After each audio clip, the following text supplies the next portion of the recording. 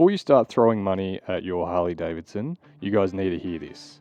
Now, I've already done the suspension, the cam, the exhaust, got a couple of seats and a full touring setup. And if I could go back and do it again, I wouldn't do it in the same order. Now watch to the end, because seriously, this video might save you guys thousands. When most guys think about buying a Harley Davidson, the first thing that they normally think about changing is the exhaust or maybe the handlebars, just to make it louder. But the real problems usually show up in one of three areas: the suspension, comfort, or throttle response. None of that Instagram stuff. So here are a couple of things that have been changed on this 2014 Harley Davidson Ultra Limited.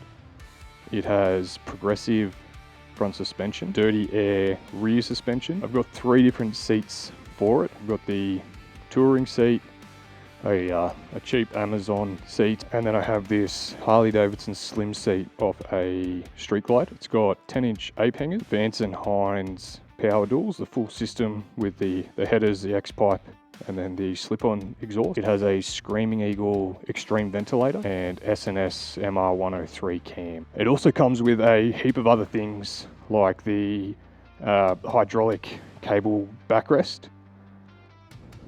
I have the tour pack with the quick detach setup, some of these little chrome wind deflectors. It used to run these progressive rear shocks. I'll get into that in a different video. And then we've got a few different backrest options as well. But here's the truth.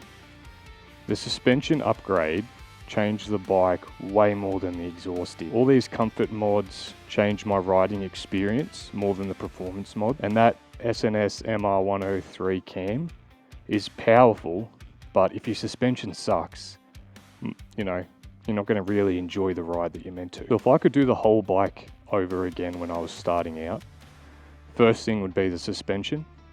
Then I'd probably go for, seats and things that are really going to make it a more comfortable ride. Then I'd personalize it a bit with some bars to get my, rider ergonomics just perfect. Then I'd go into the performance stuff once everything else is set up, the way I like it. And then at the end would be all these little cosmetic pieces.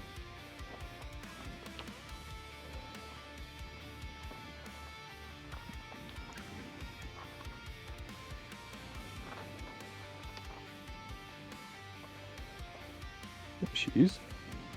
So if you're about to start modifying your Harley Davidson, it's my opinion that you shouldn't chase sound first. Fix how the bike rides, then everything else is secondary. Comfort and control beats noise absolutely every time without fail. Now I'm going to break down each of these parts in detail in future videos. So comment below which one I should do first.